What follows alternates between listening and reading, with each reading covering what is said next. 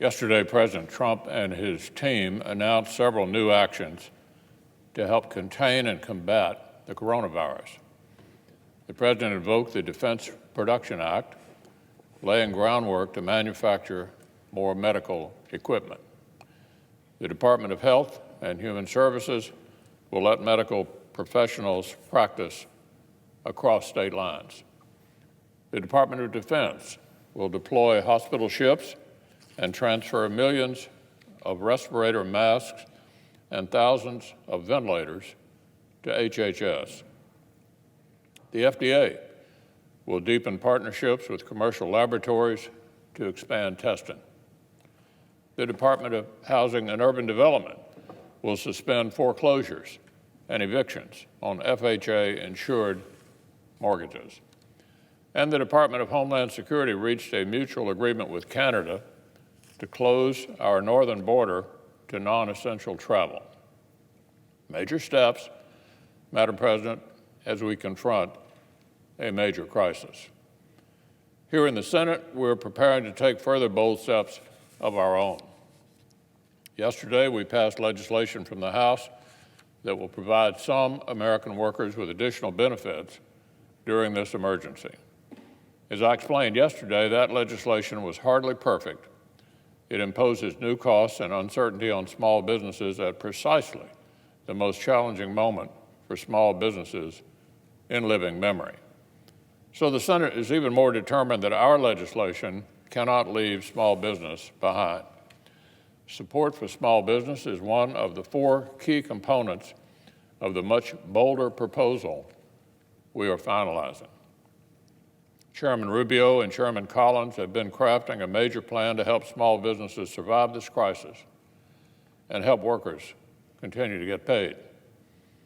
We're talking about new federally guaranteed loans on the order of hundreds of billions of dollars to address immediate cash flow problems. No massive new bureaucracy.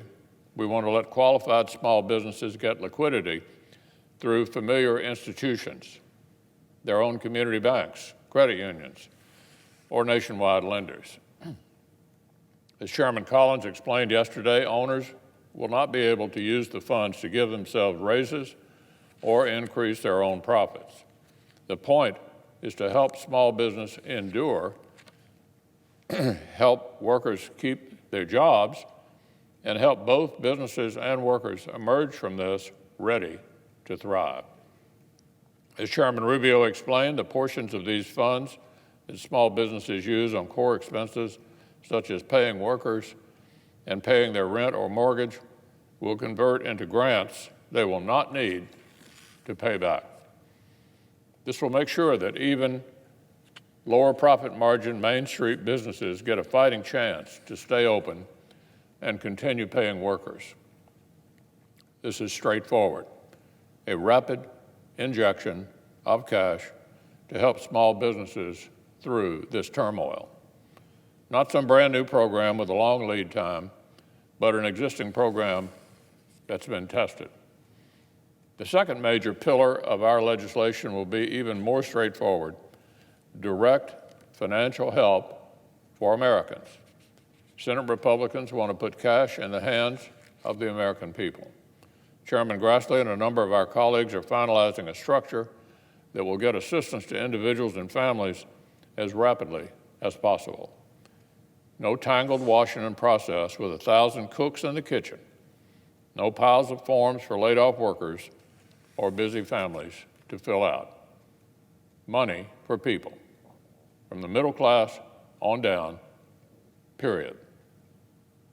For laid-off Americans, this infusion would complement unemployment insurance and could be put toward immediate needs during this crisis. For Americans who are still working, the money would provide some extra certainty in this uniquely uncertain time and help remind everyone that temporary shutdowns of bars and restaurants do not mean all commerce has to halt.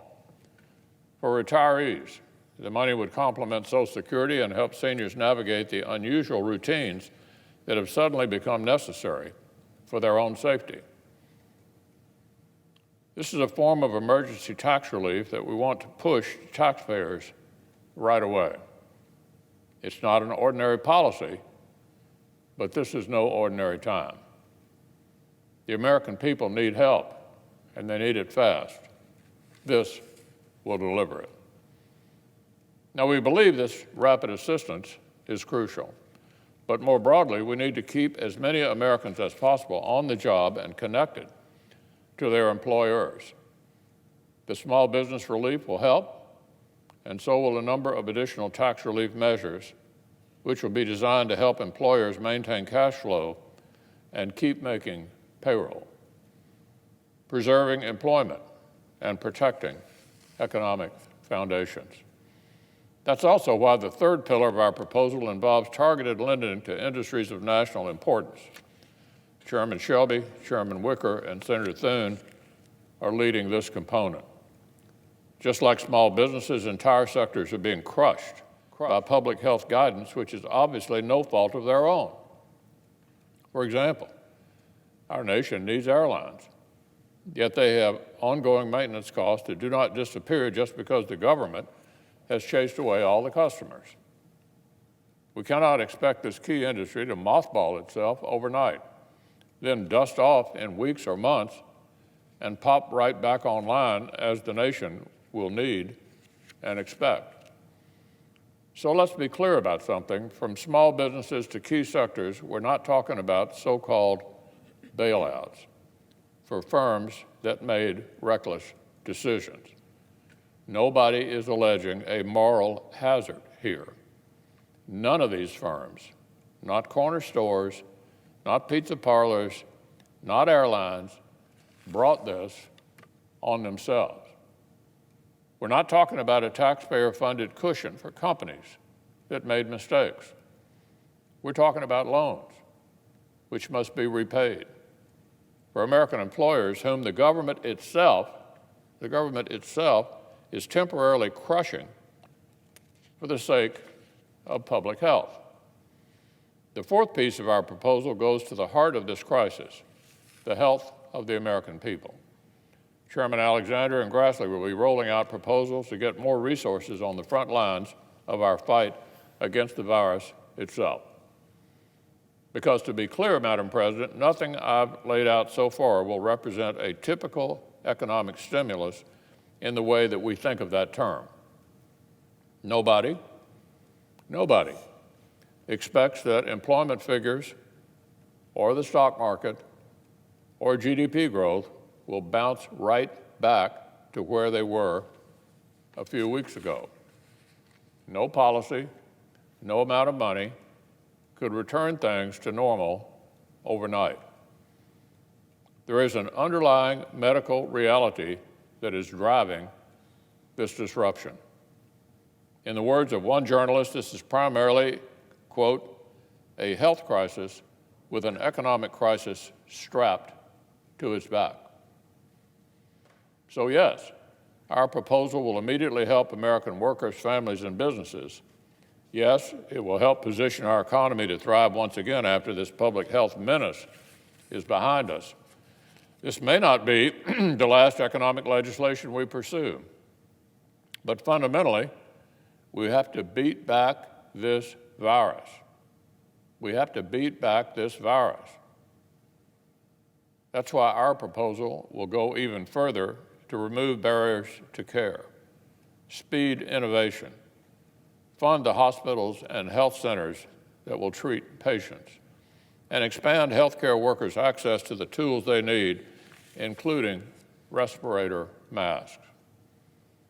And immediately after we pass this legislation, Congress must begin a bipartisan, bicameral appropriations process to address the administration's new supplemental funding request so we can keep funding health care and other priorities. So, Madam President, I think every American shares the sense that the last several days have felt more like several months. Just last Saturday, our nation had fewer than 3,000 confirmed cases, and 58 Americans had lost their lives. Already, the number of cases has nearly tripled.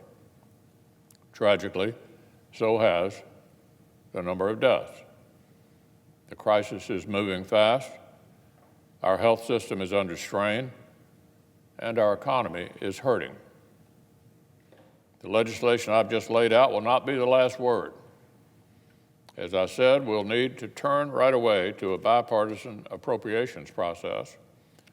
This is not Congress' last chance to legislate.